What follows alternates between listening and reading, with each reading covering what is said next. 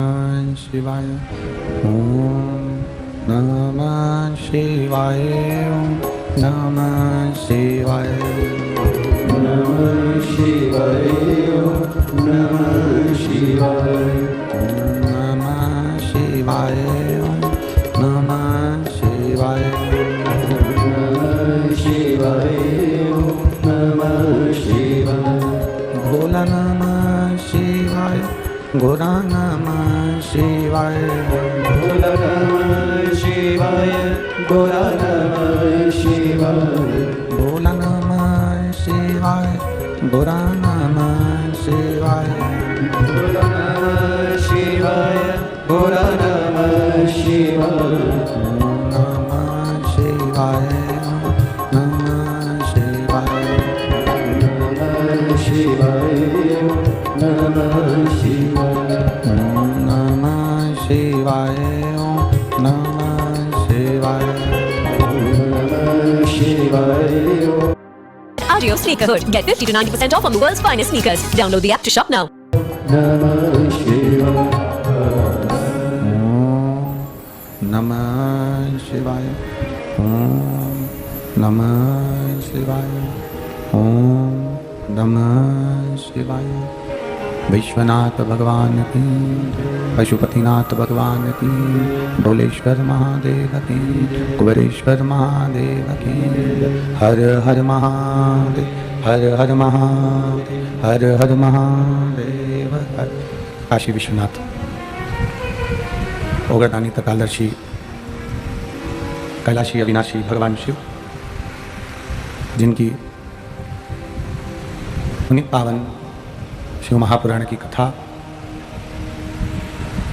संपूर्ण विश्व के कल्याण हेतु बाबा देवादिदेव महादेव की कृपा से नेपाल देश की शिवमय भूमि भगवान शंकर की कृपा और उनकी उदारता से महामनीषी श्री निरंजन स्वामी जी, जिनका अथक प्रयास जिस भूमि पर, जिस देश में भगवान शिव कंकर कंकर में समाये हैं, जिस पवित्र भूमि पर मगंडकी से शालिग्राम भगवान प्रकट हो जाते हैं, ऐसी पवित्र धरा नेपाल की पवित्रमय भूमि पर वीरगंज में कथा हो, उसके लिए आदरणीय महामनीषी श्री निरंजन स्वामी जी महाराज अथक प्रयास किए, तब जाकर खेतान परिवार द्वारा ये श्री शिव महापुराण की कथा इस नेपाल के वीरगंज क्षेत्र में प्रारंभ हुई है। ये शिव की कृपा से हुई, उनकी उदारता से हुई। बड़ा सहज स्वभाव आदरणीय स्वामी जी का, कई समय से नेपाल की पावन धरा पर कथा के लिए प्रयासरत भी रहे, साथ ही हमारे सनातन धर्म को संपूर्ण देशों में जनमानस तक पहुंचाने वाले सनातन धर्म विभूषण श्री राजराजेश्वर गुरु जी महाराज लंदन यूके से आप हमारे सनातन धर्म को जनमानस तक पहुंचाना और संपूर्ण देशों में कहीं ना कहीं सनातन धर्म की ध्वजा को फहराने का कार्य कर रहे हैं। आदरणीय राजराजेश्वर गुरु जी को नमन करता हूँ और बाबा से यही प्रार्थना करता हूँ कि हमारे सनातन धर्म की ध्वजा संपूर्ण देशों में ऐसे ही विद्यमान रहे। एक छोटे से विनय पर स्वामी जी द्वारा एक छोटा सा निवेदन आदरणीय राजराजेश्वर गुरु जी से कहा गया और आपने वो छोटा सा निवेदन स्वीकार किया और स्वीकार कर नेपाल देश की इस पावन धरा वीरगंज में पधारे। यही शिव की कृपा है। महंत श्री राम बालक दास जी महाराज जी रायपुर छत्तीसगढ़ से, जो छत्तीसगढ़ की पावन धरा पर जनमानस की सेवा में तल्लीन है, अपने एक आनंद के साथ में भगवान की भक्ति को अपने हृदय में संजोते हुए और भक्ति को अपने हृदय में निवास करते हुए संपूर्ण विश्व में भगवत दर्शन का एक आनंद सुख प्राप्त करते हैं। बहुत बहुत चरणों को नमन करते हैं। पंडित गौरी गौरांगी जी, जो कि अयोध्या की निवासी हैं, श्री राम कथा श्रीमद् भागवत कथा की आप प्रखर वक्ता, आपकी ओजस्वी वाणी संत समाज को और संपूर्ण सनातन धर्म को एक आनंदता प्रदान करती है। कथा मंडप में विराजमान सभी संत साधु गुरुजन ब्राह्मण जन तपस्वी जन, मुख्य यजमान श्री सुनील खेतान जी, खेतान परिवार, केवल एक यही शिव महापुराण की कथा खेतान जी नहीं कराए। जिस क्षेत्र में कथा हो रही है, वीरगंज के जिस क्षेत्र में कथा हो रही है, जहाँ से आप निकल कर जहाँ तक जाते हैं, वीरगंज के आसपास में जितने भी वृक्षारोपण आपको मिलेंगे वो श्री खेतान जी के परिवार द्वारा ही लगाए हुए मिलेंगे। एक और ये शिव महापुराण का वृक्ष भी नेपाल में, नेपाल देश में आप लगा रहे हैं। ये कथा डोलेश्वर महादेव से प्रारंभ होती एक दिन हमारा विश्वास करता है कि वीरगंज से चालू हुई है और नेपाल के पशुपतिनाथ तक चली जाएगी, ये निश्चित है। डिस्काउंट एंड ड्राई फ्रूट पर 45% ऑफ। मनीषा बेटा, खेतान परिवार पर स्वामी जी का बड़ा आत्मीय प्रेम है। हमने इनका देखा एक बार जब ये वहाँ मिलने के लिए जब दिल्ली पहुँचे, नोएडा, एक आनंद का विषय। नेपाल की धरा, ये नेपाल देश, जिस भूमि पर जन्म लेने वाली मां जानकी मैया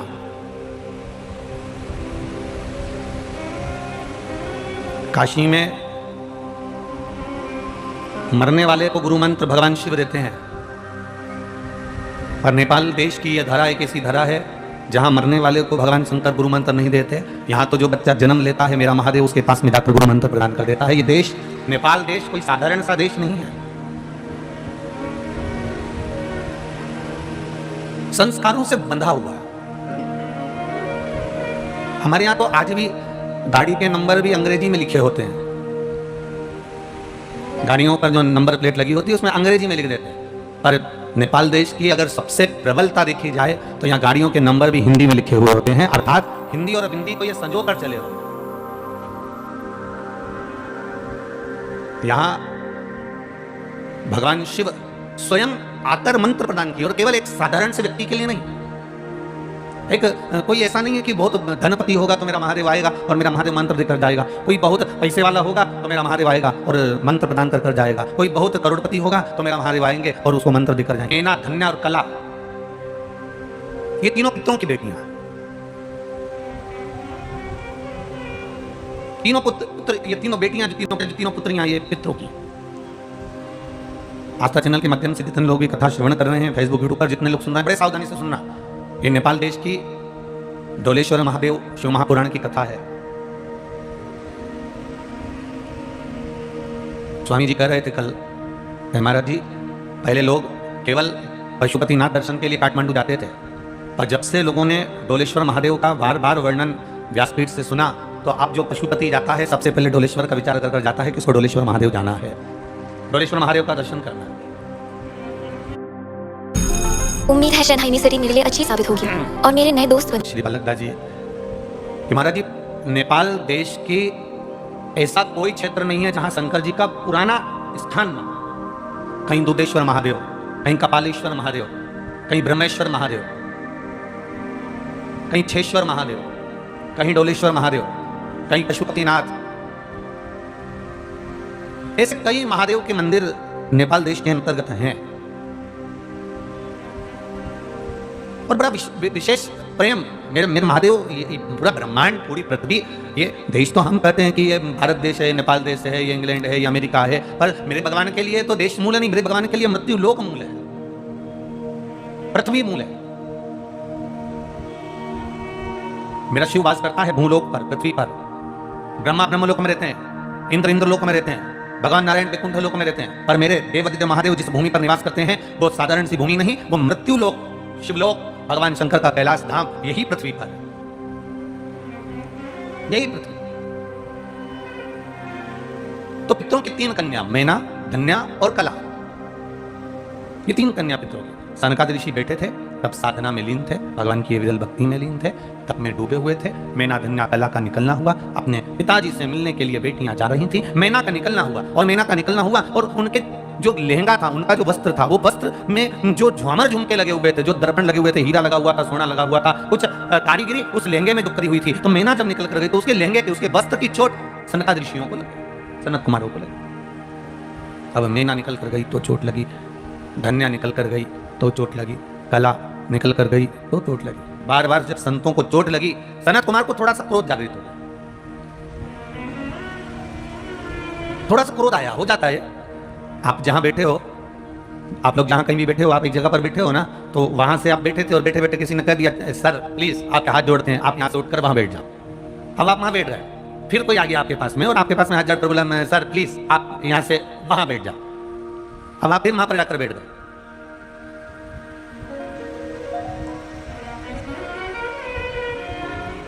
जैसे शादी में जब आजकल तो होटलों से शादी हो जाती है, बड़े बड़े भवन बन जाते हैं। पहले शादियों में जब गांव खेड़ में शादियां होती थी, छोटे छोटे क्षेत्रों में शादी होती थी, तो ऐसा गद्दों का और रजाई का ढेर लगा दिया जाता था। और गद्दे रजाई का ढेर लगाकर सबको आधो को इधर सुला दिया, आधो को उधर सुला दिया, टेंट लगाया उसमें। सब ठंड का समय, भयंकर ठंड, और सबको वहां सुलाने के लिए दादी और रजाई दे दी। अब रजाई दे दी, बेचारे चार बुजुर्ग, अब चार बुजुर्ग रजाई वजाई ओढ़ी और ठंड का भयंकर समय, और रजाई ओढ़कर सोए। और सोने के 1 घंटे बाद इन्होंने बैठे तो ठंड, और ठंड में रजाई ओढ़ी, ओढ़ने के बाद रजाई से थोड़ी देर गर्म हुई, इतने में 2-3 लड़के आए और लड़कों ने आकर कहा नहीं दादाजी, नहीं दादाजी, आप यहाँ नहीं सोओगे, ये कमरा तो हमारा है, हम यहाँ सोएंगे। अब दादाजी उठकर रजाई छोड़कर दूसरी जगह चले गए। अब दूसरी जगह उन्होंने फिर बेचारों ने रजाई ली, अब ठंड का समय, अब बड़ी मुश्किल से फिर रजाई ओढ़ी। अब रजाई आधा 1 घंटा में फिर गर्म हुई, इतने में लड़कियां आ गई, छोरियां आ गई, और लड़कियों ने आकर कहा नहीं दादाजी, नहीं दादाजी, हम यहाँ पर रहेंगे, तुम दूसरी जगह चले जाओ। अब दादाजी फिर रजाई उठाए, फिर गादी उठाए, फिर तीसरी जगह बिछाई, तीसरी जगह बिछाई, फिर रजाई उन्होंने 1 घंटे में गर्म करी ओढ़कर, क्योंकि रजाई भी ठंडी और ठंड का समय, बड़ी मुश्किल से रजाई फिर गर्म करी और गर्म करी, फिर कहीं कहा गया। और चौथी बार फिर दादाजी आपको उधर जाना पड़ेगा, उधर बैठना पड़ेगा। दादाजी ने फिर गद्दा बिछाया, फिर रजाई ओढ़ी, और रजाई फिर बड़ी मुश्किल से 1 घंटे में गर्म हुई। अब की बार कोई आने के गया, आकर कहा दादाजी आपको वहां जाकर बैठना पड़ेगा। इतने में तो दादाजी को गुस्सा आ गया और गुस्से में आकर बोले हम केवल क्या बारात में आए कि रजाई गर्म करने आए?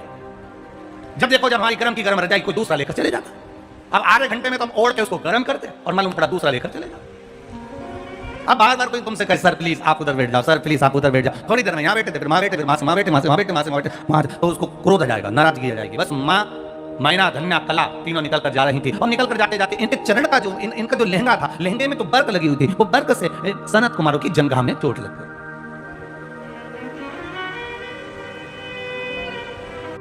Shooting the flip mutton. आप ये Myntra end of reason sale card कैसे कर सकते हो? Mintra EORS पे international brand at lowest prices है। What's the problem? प्रॉब्लम ये है कि हर कोई ग्लोबल ब्रांड्स पहनेगा, फैशनेबल लगेगा, तो मुझे कौन देखेगा? मुझे हमें sorry Shahrukh is your favourite director, I am not allowing you to do the shoot. Karan. No. Karan. No. Karan. No. Sorry, Karan, but now everyone will get international brands at lowest prices guaranteed. Only on Mintra's end of reason sale. यहाँ पर पितृ निवास करते हैं। लोग कहते हैं कि गुरुजी हमारे पूर्वज मुक्त हुए कि नहीं हुए, हमारे पूर्वजों का मोक्ष हुआ कि नहीं हुआ। शिव महापुराण की कथा कहती है जब तक पितृ लोक में पितृ रह रहे हैं वो बड़े सुखी रहते हैं, बड़े आनंद में रहते हैं। और पितृलोक में पितृ कब तक आनंद में रहते हैं, पितृलोक में पितृ कब तक सुख से रहते हैं। शिव महापुराण की कथा कहती है कि कोई परिवार का एक व्यक्ति भी अगर जीवन में एक बार शिव महापुराण की कथा सुनने के लिए बैठता है, अब आप लोग तो इतने लोग शिव महापुराण की कथा में नेपाल देश के अंतर्गत भी श्रवण कर रहे हो, आप इतनी संख्या में पहुंचे हो, और शिव महापुराण की कथा, शिव महापुराण की कथा में वो कथा सुनने बैठता है, उतनी देर तक उसके घर के पूर्वज जो पितृलोक में रहते हैं, उन पूर्वजों के पास में स्वयं नारायण उनके कंधे पर हाथ रखकर कथा श्रवण करते रहते हैं। स्वयं नारायण। जितनी देर तक आप शिव महापुराण की कथा में बैठे हो, जितनी देर तक भगवान शंकर की कथा का तत्व ग्रहण कर रहे हो, जितनी देर तक बैठकर भगवान शिव के तत्व का स्मरण कर रहे हो, भगवान शंकर की अविरल भक्ति को धारण कर रहे हो, केवल शिव कथा मनुष्य ही नहीं श्रवण करता। शिव महापुराण की कथा कहती है देवता भी शिव महापुराण की कथा को श्रवण करने के लिए मृत्यु लोक में आकर जहां तहां विराजमान होकर शिव तत्व को श्रवण करना चाहते हैं। ये शिव तत्व है, अविरल भक्ति देने वाले शिव। बखान क्या करूं मैं राखों के ढेर का, चपटी भभूत दे खजाना कुबेर का। हे गंगधार मुक्ति द्वार ओमकार तू भोले पुकार तू आयो शरण तिहारी शंभु तार तार तू कैलाश के निवासी नमो बार बार नमो बार बार आयो शरण तिहारी शंभु तार तार तू बखान क्या करूं मैं राखों के ढेर चपटी बबूर खजाना कुबेर का शिव पुराण कह रहे हो। जितनी देर तक आप बैठकर शिव तत्व को सुनते हो, जितनी देर तक बैठकर आप शिव महापुराण को श्रवण करते हो, जितनी देर तक बैठकर आप भगवान शंकर की चर्चा करते हो, उतनी देर तक नारायण वैकुंठ छोड़कर पितृलोक में निवास कर पितरों के कंधे पर हाथ रखकर शिव महापुराण की कथा पितृलोक में श्रवण करते हैं। शास्त्र कथा है महाराज। खेतान जी बहुत बहुत साधुवाद है।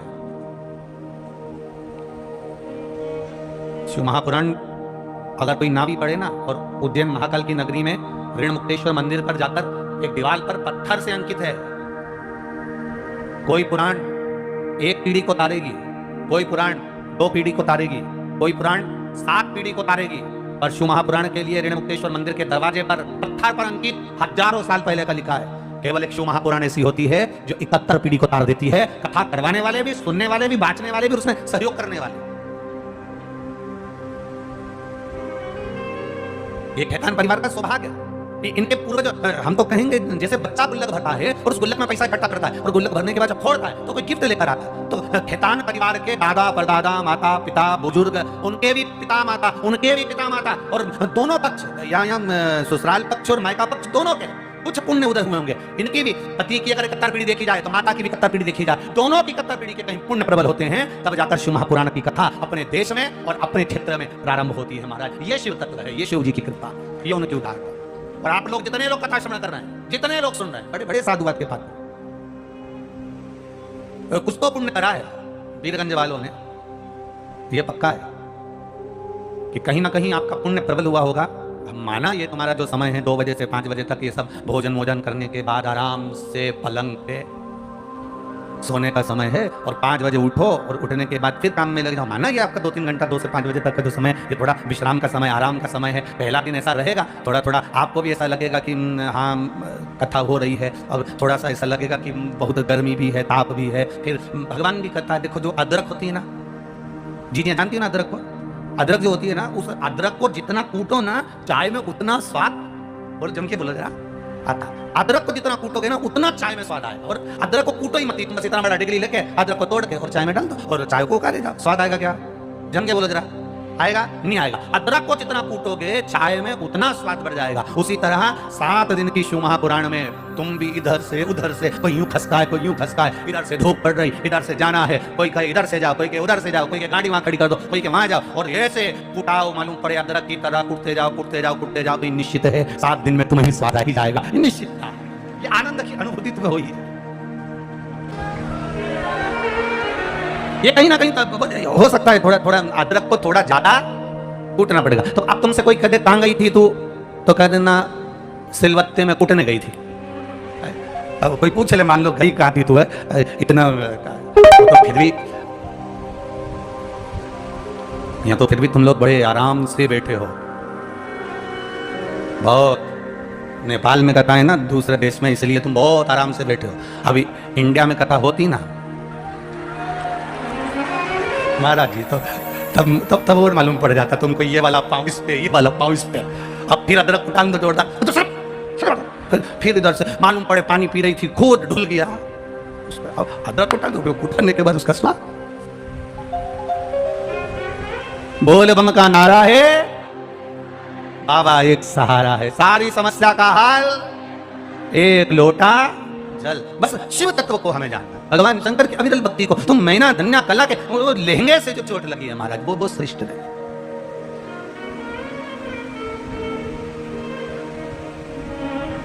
अपने जीवन को सार्थक बनाए। मैना धन्या कला, तुम अपने पिता से मिलने जा रही हो और संत बैठे हैं और संत के चरण पर चोट लग रही। शिव महापुराण की कथा कहती है, कोई भजन कर रहा हो, कीर्तन कर रहा हो, मंत्र जाप कर रहा हो, कोई तुम्हारे घर में बैठकर भगवत नाम भी जप रहा है, भगवान का भजन भी कर रहा है, तुम्हारे घर में बैठकर भगवत नाम का रसतत्व भी ग्रहण कर रहा है, तुम्हारे घर में बैठकर भगवान की अविरल भक्ति को भी धारण कर रहा है, तो शिव महापुराण कथा कहती है कि उसको दुख नहीं होना चाहिए, उसको कष्ट नहीं होना चाहिए, उसको तकलीफ ना हो। किसी जीव को कष्ट देकर, किसी को दुख देकर हम सुख कैसे अनुभव कर सकते हैं? किसी को कष्ट देकर हम सुख का अनुभव कैसे कर सकते हैं? जब पूरे ब्रह्मांड में, मृत्युलोक में कोई दूसरे देवता की ना तो मूर्ति थी, पूरे ब्रह्मांड में, पूरे पृथ्वी पर ना दूसरे देवता का कोई क्रम था, पूरे ब्रह्मांड में, पूरे मृत्युलोक में, पूरी पृथ्वी पर केवल एक देव था और वो देव अधिदेव महादेव था, केवल एक, और कोई नहीं। अच्छा, इतने लोग बैठे हैं, आप लोग ईमानदारी से बोलना, बुजुर्ग माताएं भी बैठी हुई हैं। नेपाल वीरगंज की सभी बुजुर्ग माताओं को, नेपाल देश की सभी माताओं को नमन करते हुए प्रश्न करना चाहता हूं, क्या पहले के समय में, जब आपने भी अपने जीवन में देखा होगा, पहले के समय में हड्डी का डॉक्टर, आंख का डॉक्टर, कान का डॉक्टर, फेफड़े का डॉक्टर, लीवर का डॉक्टर, किडनी का डॉक्टर, पीठ का डॉक्टर, सिर का डॉक्टर, कान का डॉक्टर, ये सारे डॉक्टर अलग अलग होते थे क्या? ईमानदारी से बोलना, होते थे? नहीं, एक डॉक्टर होता था, बस उसके यहाँ चले जाओ, जाकर कह दो साहब फेफड़ा दुखा, साहब सिर दुखा, साहब आंख दुखी, साहब कान दुखा, साहब नासिका दुखी, साहब दांत दुखा, साहब हड्डी दुखी, साहब पांव दुखा, तो वो सारा इलाज एक ही कर देता था। अब जैसे जैसे विज्ञान बढ़ा, जैसे जैसे हमारा ज्ञान बढ़ा, वैसे वैसे ये डॉक्टर होन भी बढ़ गए। साहब ये आंख का है, ये कान का है, ये दीवान का है, ये दांत का है, ये हड्डी का है, ये किडनी का, ये लीवर का, ये फेफड़े का, ये चेस्ट का, ये कमर का, ये कंधे का। अभी अभी और रुको, अभी 10-20 साल में और नए नए और बढ़ते चले जाएंगे, शाखाएं बढ़ गई। पहले एक डॉक्टर था, सबका इलाज कर देता था, इसलिए पहले केवल एक डॉक्टर था, देवाधिदेव महादेव सबका इलाज कर देता था। जो आया उसको था, पशु आया, पक्षी आया, जलचर आया, थलचर आया, वायुचर आया, देव आए, मनुष्य आए, असुर आए, राक्षस आए, अप्सरा आई, गंधर्व आए, जो आया महादेव की शरण में, महादेव सबको तार देते, सब। खाली न जाता कोई दर से तुम्हारे, खाली न जाता कोई दर से तुम्हारे, मैं भी खड़ा हूँ नन्ही बाहें पसारे, अपने हृदय से लगा लो, गिरा जा रहा हो, उठा लो, प्रभु अपने दर से अब तो न टालो, गिरी जा रही हो, उठा लो। एक डॉक्टर होता था, सब इलाज कर देता था, एक महादेव होता था, सबका इलाज कर देता, एक की शरणागति। एक पत्राया देखिए, बड़ा सुंदर था।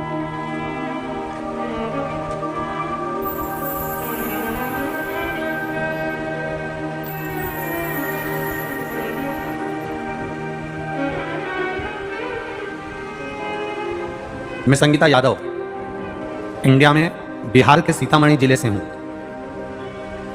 मेरी माँ जो नेपाल की ही रहने वाली हैं, मलगवा की निवासी हैं नेपाल की, कहीं बैठी हैं? संगीता जी यादव आप ही हैं? दोनों हाथ हिला दो एक बार ऐसा। मैं संगीता यादव, इंडिया में बिहार की रहने वाली हूँ। मेरी माँ नेपाल देश में ही मलगवा की निवासी हैं। मैं क्या वर्णन करूँ गुरुदेव, सारे डॉक्टरों का इलाज करवाया मेरी माता के लिए, पर उनको कोई आराम नहीं लगा, सारी दवा खिलाई, आराम नहीं लगा। तब टीवी के माध्यम से शिव महापुराण की कथा सुनकर मैंने मेरी माता को कहा, माँ एक लोटा जल महादेव को चढ़ाया करो और चढ़ी हुई बेलपत्र को भगवान से लेकर औषधि के रूप में खाया करो। गुरुदेव बाबा की कृपा का क्या वर्णन करें, हम नेपाल के करीब में हैं और मेरी माँ नेपाल में है। रुद्राक्ष यहाँ पर बहुत होता है, रुद्राक्ष यहाँ प्राप्त भी जल्दी हो जाता है। गुरुदेव फिर भी हम 26 अप्रैल 2022 को सीहोर गए और वहां से रुद्राक्ष लेकर आए। उस रुद्राक्ष को पानी में गलाते, शिव जी को चढ़ाते और उस पानी को मेरी माँ ने पीना चालू करा। आज बाबा की कृपा से मेरी माँ पूर्ण तरह से ठीक है, इसलिए हम यहाँ प्रणाम करने के लिए आए हैं, नमन करने के लिए। खाली न जाता कोई दर से तुम्हारे, मैं भी खड़ी हूँ नन्ही बाहें पसारे। आपका किया गया तप, आपका किया गया भजन, आपका किया गया सुमरन, आपका किया गया मंत्र जाप, आपका किया गया नाम जाप खाली नहीं जाता। आज भले दुनिया के लोग भटक रहे, आज बड़े दुनिया के लोग भ्रमित हो रहे। बुजुर्ग बुजुर्ग लोग जानते हैं, एक ही डॉक्टर सारा इलाज कर देता था। पहले के लोग नहीं जानते थे कि ये अलग है कि वो अलग है। केवल एक मेरे महादेव को एक लोटा जल चढ़ाते थे, सूर्य भगवान को अर्घ देते थे और भगवान का भजन करते थे और पार उतर जाते थे। आज मनुष्य भटक रहा है, मानव भ्रमित हो रहा है, भ्रमित। आप जिस देश में रह रहे हो, आप जिस देश में निवास कर रहे हो, जरा विचार करिएगा कि उस देश में भगवान पशुपतिनाथ रहना है। अर्थात पशुपतिनाथ का क्या मतलब है? एक भगवान शिव जो पशुओं के भी देवता है, पक्षियों के भी देवता है। एक भगवान शिव जो असुरों के भी देवता है, देवताओं के भी देवता है। एक भगवान शिव अप्सरा, गंधर्व, जलचर, थलचर, वायुचर जितने हैं सबके देवता। और हम उनकी भक्ति में रमे हुए हैं। जरा विचार करिए कितनी कृपा शिव की है। सबसे कीमत वाला शरीर है ये। कौन सा शरीर? मनुष्य का शरीर सबसे कीमत वाला है। एक किडनी की कीमत दूसरी किडनी की कीमत किसी हॉस्पिटल में जाके मालूम करना, इतना कीमत वाला है। अब तुम किसी एक साधारण जीव जंतु, चिड़िया, पशु, पक्षी को लेकर चले जाओ, उसकी इतनी कीमत मिलेगी क्या? अरे बोलो, जम के बोलो जरा, मिलेगी इतनी कीमत? सबसे कीमत वाला शरीर है ये मनुष्य शरीर। और जरा विचार करिएगा,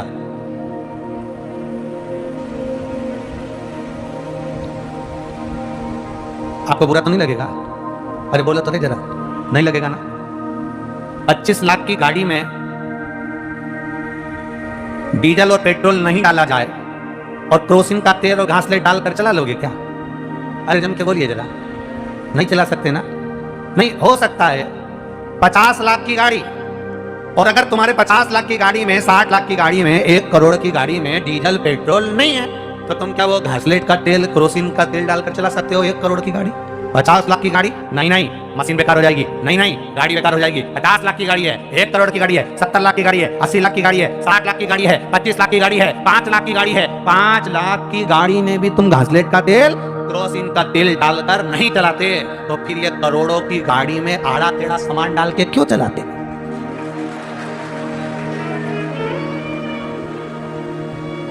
बोल बम का नारा है। हम जब आ रहे थे तो हमने देखा था कहीं इधर टंग रहा है, कहीं उधर टंग रहा है। हमने कहा गाड़ी इतनी कीमत वाली और घासलेट का तेल डाल डाल के चला रहे। कितनी कीमत इस गाड़ी की, कितनी कीमत? गाड़ी तो देखो कितनी कीमत वाली है। 25 लाख की गाड़ी, 5 लाख की गाड़ी, 10 लाख की गाड़ी, 50 लाख की गाड़ी। अभी अंदाजा लगाना इस शरीर की कीमत क्या है। एक किडनी खराब होती है जब किडनी बदलने का समय आता है, बाजार से दूसरा जब डोनेट करता है लाखों रुपए लेकर किडनी देता है। कीमत लगाइए जरा इस गाड़ी की कितनी कीमत है। एक लीवर गड़बड़ होता है, उस लीवर की कीमत लगाइए। एक आंख गड़बड़ होती है, उस आंख की कीमत लगाइए। एक दांत बेकार हो जाता है तो दांत की कीमत लगाइएगा कि वो दांत चले गया तो आपको कितना कष्ट भोगना पड़ रहा है। शरीर के एक एक अंग की कीमत लगाइए। 50 लाख की गाड़ी को घासलेट के तेल से, केरोसिन के तेल से मत चलाओ, गाड़ी की मशीन खराब हो जाएगी। उसी तरह इस शरीर को आड़ा टेढ़ा खा के मत चलाओ, मशीन खराब हो जाएगी, बाद में दुख हो जाएगा, ये चल नहीं पाएगी। आजकल बीमारी इतनी बढ़ गई साहब, ये मशीन गड़बड़ हो गई ना तो बीमारी इतनी बढ़ गई। 15 साल के बच्चे को तो अटैक आ जाता है। बुजुर्ग माताओं के आंख में आज भी चश्मा नहीं है। अभी हम अगर इसी नेपाल देश की बुजुर्ग माताओं से मिले तो उनकी आंख में आज भी चश्मा नहीं है। और नई नवेली बहू इतनी डेंटिंग पेंटिंग करने वाली, और मालूम पड़े अभी भी इस डब्बी में से निकाल के, और चश्मा तो आजकल लगाती नहीं क्योंकि चश्मा लगाने में उसका फैशन जाए, तो इतनी सी डब्बी में ना जाने क्या रखा रहता है, उसको निकालेगी और आंख को ये सब फाड़ेगी। क्या बोलते जी? हाँ बस तुम समझ गए ना, कथा हो गई। महाराज तो समझाया, तुम समझ जाओ बस, हो गया। और 3-4 बार यूं भी करके देखती है, सही फंसा है कि नहीं फंसा। 3-4 गाड़ी कितनी सुंदर है, गाड़ी कितनी कीमत वाली है। और इतनी गाड़ी कीमत वाली हो और कीमत वाली गाड़ी में घासलेट और केरोसिन का तेल डालकर चलाओ तो उसकी कोई महत्वता नहीं है। गाड़ी अगर कीमत वाली है तो डीजल पेट्रोल भी अच्छा डाला जाए। महाराज ये विचार करिएगा जरा, इसकी कीमत समझिएगा। मानव के देह की जिसने कीमत समझ ली उसका जीवन धन्य, जीवन धन्य। खाली न जाता कोई दर से तुम्हारे, खाली न जाता कोई दर से तुम्हारे, मैं भी खड़ी हूँ नंदी बाहें पसारे, अपने हृदय से लगा लो, गिरा जा रहा उठा लो, उठा प्रभु अपने दर से अब तो न टालो, गिरी जा रही उठा लो, उठा लो। शिव कथा कह रही है, भगवान शंकर का पावन चरित्र कर रहा है। इतनी कीमतवान गाड़ी का एक तत्व पहचानो, इसकी कीमत जानो, जानो। शिव कथा कर रही है, शिव महापुराण की कथा कर रही है। मैना, धन्या, कला, तीनों के लहंगे की चोट लगी सनत कुमार जी को और सनत कुमार को क्रोध आया, श्राप दे दिया, तुम्हें मृत्यु लोक में जाना पड़ेगा। आंखों में जल भर गया। तीनों ने शिव जी की आराधना। अभी आपको कहा था नेपाल देश एक ऐसा देश है जिस देश में भगवान शंकर जन्म लेने वाले बच्चे को भी गुरु मंत्र देने के लिए आते हैं। ये कोई साधारण देश नहीं है, जहां का कंकर कंकर शंकर के रूप में विराजमान है। कंकर कंकर शंकर, जहां की पवित्र नदी में से भी श्री नारायण हरि शालिग्राम जी के रूप में प्रकट हो जाते हैं। इतनी पवित्र होगी वो गंडकी नदी, कितना पवित्र होगा वो कंकर शंकर का पावन आनंद, जरा विचार करिएगा, कितना पवित्र, कितना पवित्र। अब शिव कथा कर रही है, तीनों ने क्षमा मांगी। सनत कुमारों से कहा हमें क्षमा करो, गलती हो गई हमसे, हमारे शरीर के द्वारा आपको कष्ट हुआ, ये गलती हो गई, और आप कृपा करो, अगर आप दया करोगे तो सब कुछ हो सकता है। जब पर कृपा राम की होई, आप पर कृपा करे सब, आप कृपा कर दो बस। सनत कुमारों ने कहा तो इन तीनों ने मिलकर भगवान शिव की आराधना कर, वर दिया, मृत्यु लोक में जाओगी, तुम्हारे गर्भ से, तुम्हारी गोद में 3 बेटियां खेलेंगी, वो 3 बेटियां संपूर्ण विश्व का कल्याण कर देंगी। 3 बेटियां संपूर्ण विश्व का कल्याण। अब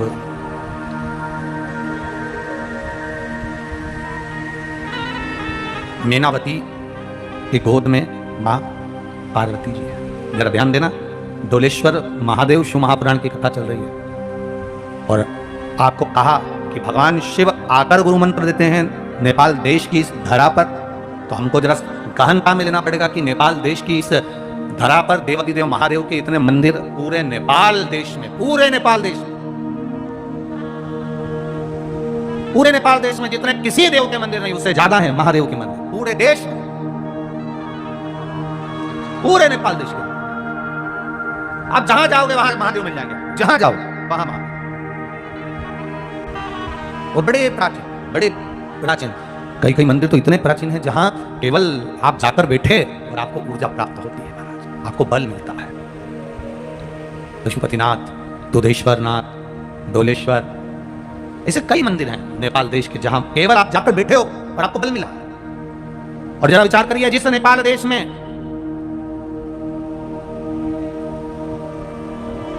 पूरे विश्व को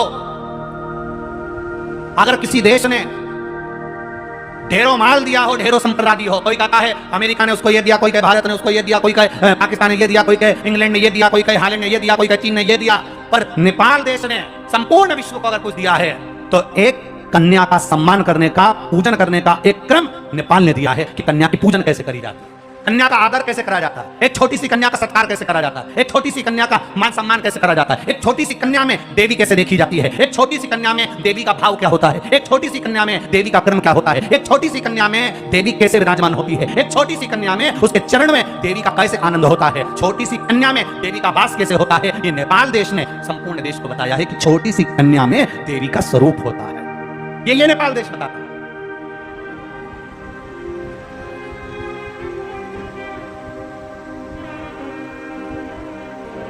एक कन्या का पूजन, एक कन्या की आराधना, एक कन्या का स्तवन, एक कन्या को नमन करना, एक कन्या के चरण पूजन करना, कन्या को भोज कराना, कन्या के चरण पूजन करना, ये हमारा नेपाल देश देता है। महाराज,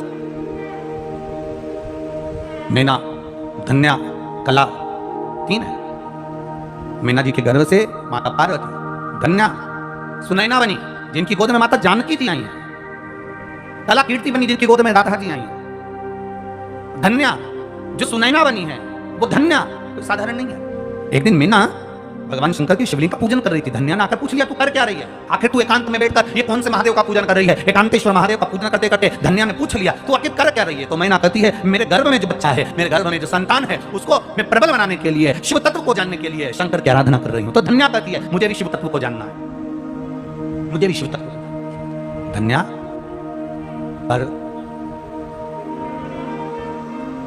तू मृत्यु लोक में जन्म तो लेगी धन्या, पर तेरे गर्भ से संतान का सुख हो ये मैं नहीं कर सकता। धन्या कहती है, तुम किसकी पूजन कर रही हो? मैना कहती है, मैं महादेव की आराधना कर रही हूं, एकांतेश्वर महादेव की। अगर मैं शिव की आराधना करूंगी तो क्या शंकर भगवान मेरी झोली नहीं भरेंगे? क्या मैं शिव की आराधना करूंगी तो क्या महादेव मेरी गोदी नहीं भरेंगे? अकाल मृत्यु वो मरे जो काम करे चंडाल का, काल उसका क्या बिगाड़े जो भक्त हो महा काल का। जो शिव की आराधना करने वाला होता है, एक पत्र आया है, देखिए उस पत्र में क्या लिखा है।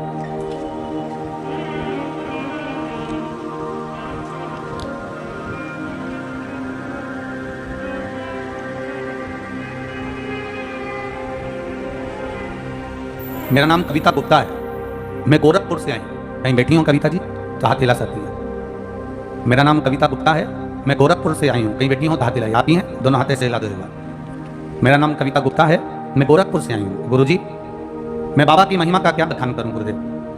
बाबा ने तो हमारे लिए ऐसा कर दिया कि हम वर्णन नहीं कर सकते। गुरुदेव, जिस पशुपतिनाथ की पावन धरा नेपाल देश में कथा हो रही है, शिव तत्व को जाना है।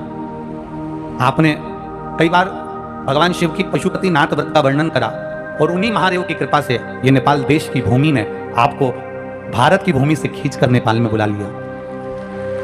गुरुदेव, बड़ी परेशानी में जीवन चल रहा था, बेटे का जॉब नहीं था, बहुत चिंता में थे।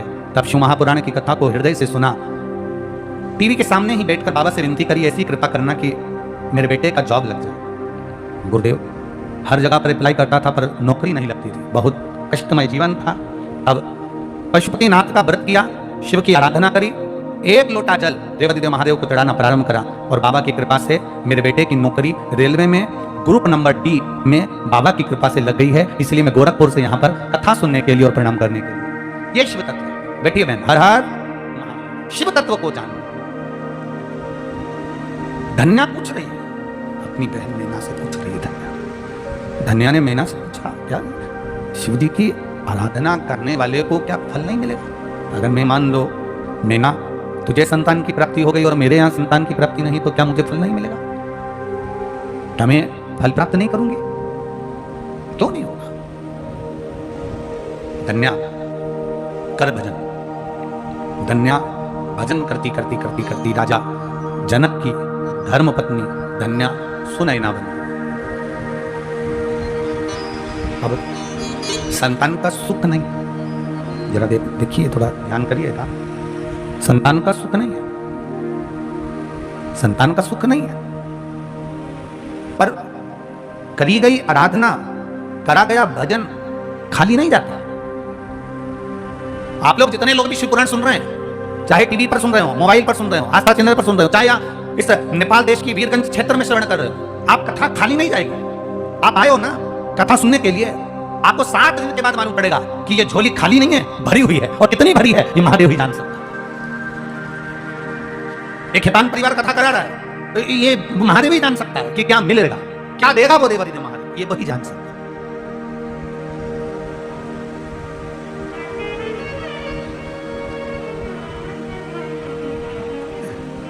3 घंटा 2 बजे से 5 बजे तक का समय आपने अपना सोने का समय, अपने काम का समय, कहीं जाने आने का समय सब छोड़कर आप अपना समय निकाल कर अगर महादेव को दिए हो, तो महादेव भी तो कैलाश पर बैठकर अपना समय निकाल कर तुम्हारे लिए कुछ ना कुछ करेगा, ये निश्चित है। इसलिए वो कर रहा। अब पूछा सुनैना जी ने पूछी कि मेरा करा गया कब कभी साथ देगा, मेरी भी झोली भराएगी। महादेव की पूजा कभी खाली नहीं जाती, शिव महापुराण कभी खाली नहीं जाती, भगवान का भजन कभी खाली नहीं जाता, भगवान के सामने शीश झुकाया कभी खाली नहीं जाता, भगवत नाम का कीर्तन कभी खाली नहीं जाता, भगवान का किया गया गुणगान कभी खाली नहीं जाता। जीवन में 1 लोटा जल अगर आपने देवादिदेव महादेव को चढ़ाया है, खाली नहीं जाता। शंकर भगवान को बेलपत्र चढ़ाई है, खाली नहीं जाती। एक बेलपत्र का सुख क्या होता है ये संसार के लोग समझ नहीं पाएंगे, पर आने वाला समय इतना विचित्र हो जाएगा कि इस बेलपत्र की कीमत लोग धीरे धीरे जब रिसर्च करेंगे कि आखिर सियोर वाला महाराज क्यों कहता है कि शंकर जी पे चढ़ी हुई बेलपत्र खाओ, किडनी ठीक हो जाती है, लीवर ठीक हो जाता है, शुगर ठीक हो जाती है, थायराइड ठीक हो जाती है, बीपी ठीक हो जाता है। एक बेलपत्र में ऐसा क्या सुख है कि sugar, BP, thyroid, kidney, liver सब ठीक हो जाता है। धीरे धीरे लोग इस बेलपत्र पर रिसर्च करते जाएंगे। आने वाला समय ऐसा होगा कि लोग चाय की पत्ती को भी छोड़कर बेलपत्री की ही पत्ती की चाय बनाकर पीना चालू कर देंगे और अपने जीवन को सार्थक बनाएंगे। इस बेलपत्र को पहचानना कठिन है। पहले लोग मंदिर में बेलपत्र चढ़ती थी, फेंक देते थे। आज लोग पहचाने इस बेलपत्र को तो उठाकर खाते हैं, लाते हैं, अपने परिवार को देते हैं। एक बेलपत्र का सुख क्या है? ये नेपाल देश के वीरगंज की जो कथा है, आप लोग सुन जरूर है, पर एक अंदाजा लगाकर बैठना, बाद में मालूम पड़ेगा कि ये कथा है। हमारे क्षेत्र में वीरगंज में कथा हुई, हमारे पास में कथा हुई, यहीं लगा हुआ था वीरगंज, और हम कथा सुनने नहीं जा पाए। आखिर कारण अगर चले जाते तो क्या दिया उसने, वही जान सकते। वो क्या देगा? सुनैना जी के घर में संतान का सुख नहीं, बड़ी दुखी, क्या करें, कहां से संतान आएगी, क्या होगा? विचार करा गया, बार बार विचार। तब बहन मैना के शब्द याद आए, शिव की करी गई आराधना खाली नहीं जाती, वो मिलेगा जरूर। और हुआ, सुनैना जी के पति श्री जनक जी महाराज ने जब हल इस नेपाल देश की पावन धरा जनकपुरी में जल हल चलाया, उस हल के नीचे एक छोटी सी बेटी को पाया। वो बेटी कोई दूसरी नहीं थी, मेरी जानकी मैया थी, मेरी जानकी।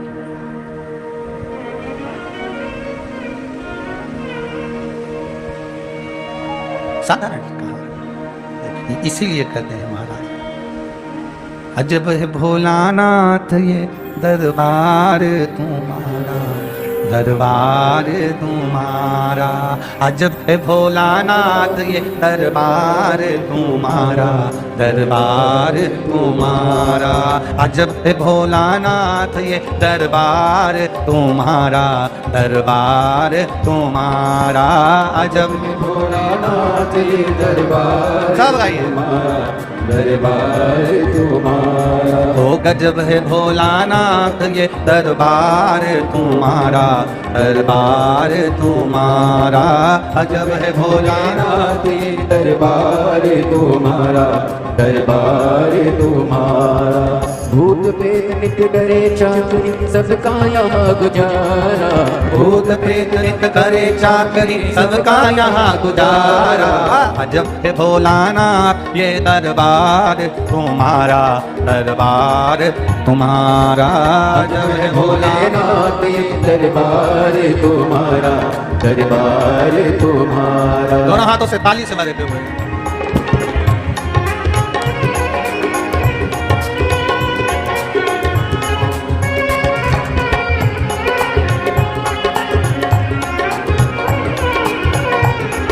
शंभो